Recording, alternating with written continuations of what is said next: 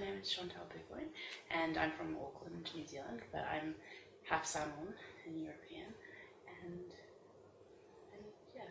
So, Chantelle, tell us why you're telling the type of stories that you are. Tell us a little bit about what kind of stories you want to tell and you're making.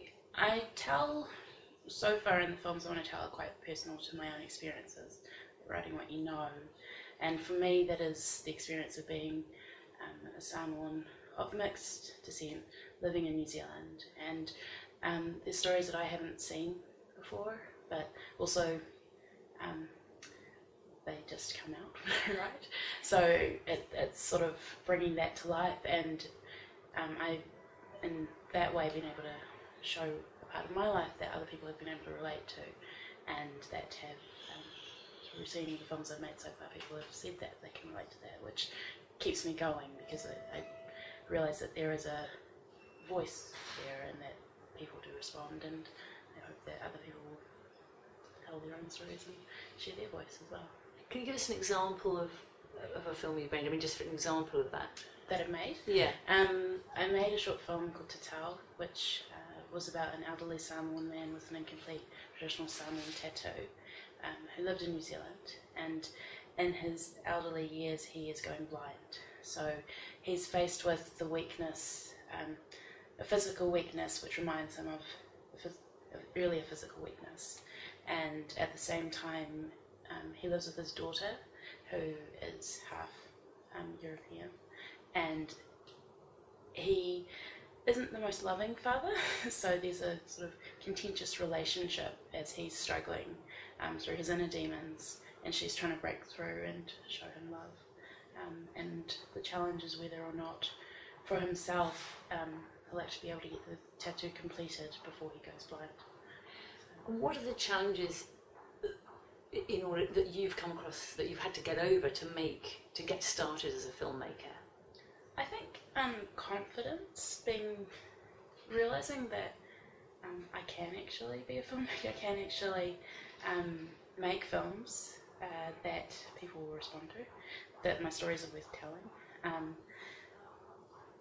One of the things that I struggle with is whether or not I actually,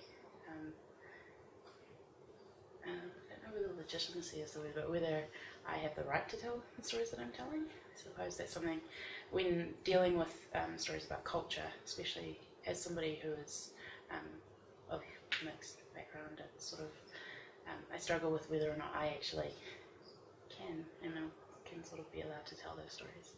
And I have told them, and no one's told me to stop. So, yeah. How does it feel when you have told them?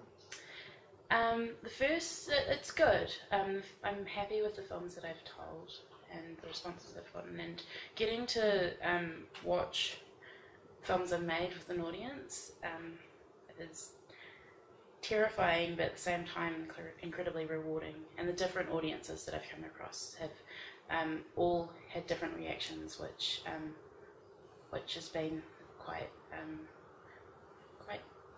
mind-opening for me as well. What advice would you give to someone setting out, trying to do what you've done? I think just believe in yourself, that you can make a film and you can tell your story, that there will be other people who can identify with it, as long as you're truthful, stay true to yourself. But just believe that you can do it, and go out and do it whatever way you can. And one more thing, do you believe those stories on film can have an impact, a bigger impact in the community, and actually really affect change? I do. I think that we don't live in a vacuum. I think that we're influenced by what we see and what we hear. And I think that there have certainly been films that I've watched that have changed my life, that have opened my mind to things that I didn't necessarily know about, but also that they can be a call to action.